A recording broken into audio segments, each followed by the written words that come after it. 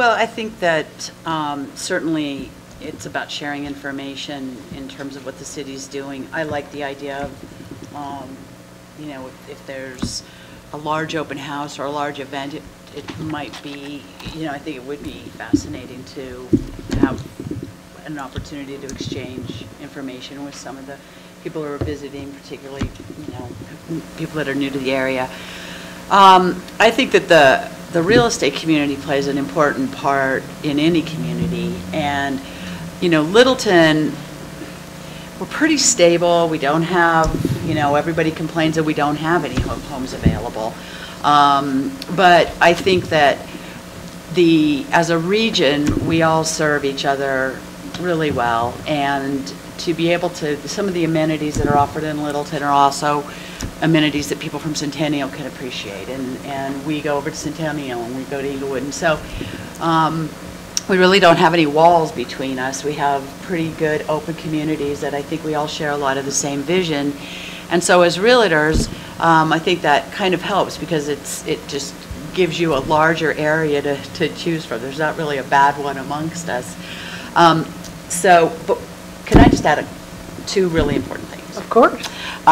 Littleton received an enormous honor. We were, and this I think is important for the real estate community, and it is online. So if you ever, you know, if you wanted to pull down the information or share it with clients, we were named the best place to raise a family in Colorado, or best place to raise kids in Colorado for 2011 by the Bloomberg Business Week, and it looked at a total of 5,418 locations nationwide. So that is quite the honor, and then a lot of the attribute on that was given to the Littleton Public Schools, to Littleton being a safe community, to the cost of living, job growth, air quality, diversity, recreational amenities, etc. And on the opposite end of that, in 2010, U.S. News & World Report rated us one of the best places to retire. So they call it crib to grave.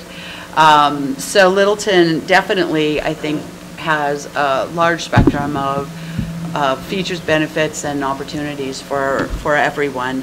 On another note, you may be aware that Jim Woods, our city manager, has decided to retire. He's been working in the city for I think 26 years, 24 years. He's been city manager for the last 12. His retirement, his last day will be September 30th. We will be having a reception for him, kind of a going away. So if you have, if you know Jim and you'd like to come by and say goodbye to him, it will be Friday, the 23rd, from 3 to 5 at the City Center in the community room. We have hired a new city manager. His name is Michael Penny, and we stole him from Frisco. We interviewed, well, we had over 147 candidates apply. We culled it down to 12, interviewed 5, and Michael really, from those 5, really came across as being someone who was most like Littleton, and his energy is just incredible right now. He's come down, I think he's been down every weekend looking for homes. Kay is his realtor, and we're doing budget sessions now, so he's been at all the budget sessions. So anyway, we're really excited to have Michael on board. We will have a reception for him before our first October meeting, which I think is October 2nd or something. So 3rd. So before our council meeting. So if you'd like to come by and see Michael, he'll also be real engaged in the community, and I think he'd probably love to come by and chat with you guys. We would love to have him. Thank you. Thank you. Communication is a big factor in it all. You don't know what's going on out there in the community until somebody tells you, and we don't know about that. In Sheridan, we implemented a thing in June and July and August. We called it Coffee with Council, and we went to the Panera Bread down in River Point to have anybody could come and just have coffee with council and chat. We felt that regular council meetings were a little bit too stuffy with people having to give their name and address and names of all their children and everything, and it was a little too formal, and we thought people would come and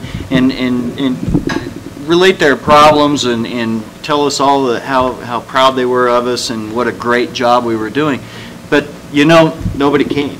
It was advertised in papers, it was put out there, nobody came. And if you don't know the information, you're not able to put it out, or you're not able to fix it. And I think hearing from you guys have heard all from us, but I haven't heard anything from you guys about what can we do also to help. And I think that's a two-way street, that we do need that communication. One thing about things like this that I heard Mayor Woodward talk a little bit about some things they're doing in Englewood, and I thought, wow, that'd be kind of neat to try in Sheridan. We have a Help for Homes in Sheridan, which I know Englewood does too. It's put on by Brothers Redevelopment with CDBG grant money from the county. So, you know, if you don't put that information out, and if you don't let people know that, you can't get any input. It's important when you're out looking to list a property to take a look around the surrounding nearby houses, because clearly that's going to affect your sales prospects. So let us know, and again, not only Greenwood Village, but all of us, if you see an issue that the city might be able to help with in terms of code enforcement, or we are very fortunate to have a mayor in our metro area that is very involved in issues of aging, and that's Kathy Noon.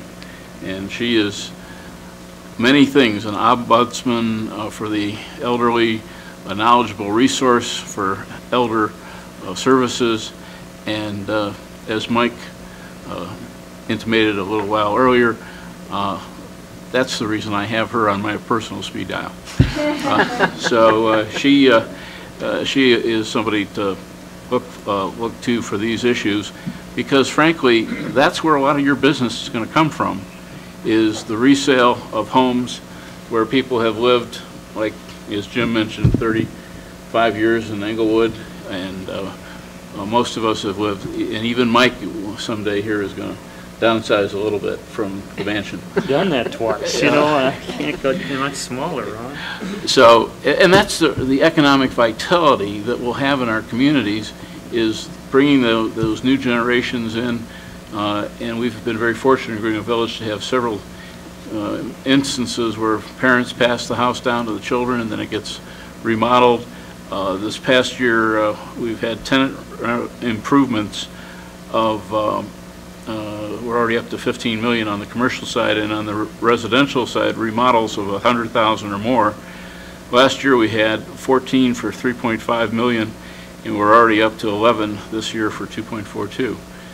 So that's, I think, the vibrancy that I see coming for your business and helping us by keeping our neighborhoods up and going, and places where we'd all want to have new neighbors live. A few years ago, I really got pushed to do a Facebook page and a LinkedIn page and all this other stuff, because nobody wants to come, like Dallas said, to city council meetings. Well, we still get a bunch of people, but they're always the same people. So if I've got 6,000 people there, I get the same 20 that come all the time. And so you sort of get this communication skewed. So a couple years ago, and we had all these people, and forgive me, they said, we need more open space, we need more open space, more open space. But if you hear that all the time, eventually council says, well, I guess we better go buy open space. So I appointed a Residential Development Standards Committee, which had Linda Bear and 2 other realtors and two or three developers. And they came up with all kinds of different recommendations.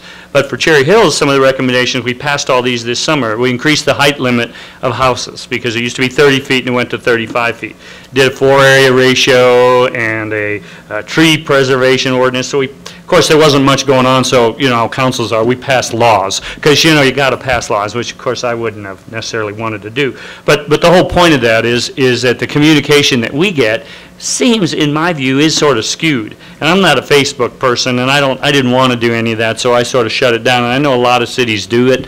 But see, I think you don't really get good communication. So I'm still a face-to-face person, you got to have meetings, you got to appoint people in the community. But the best folks we have in our community really are in the real estate community, because they know everybody moving in, they know people moving out, they know who's spending money on redevelopment, they know what businesses they're buying. So I'd encourage all of you to go to your councils and your planning commissions more. And I know you got lots to do, but if they only hear from one segment of the population, and I'm serious, I bet you the same, I've been 6 years I've been sitting up there, I bet you it's the same, I don't know what the number is, but less than 100 people out of the thousands that live in our community. So, you sit there and start saying, what are we hearing? And people, and we're all representatives of the people, and we say, God, we keep hearing this, we better pass a law. Well, I don't know, maybe that's good, maybe it's not. So anyway, think about active participation. That'd be my only comment.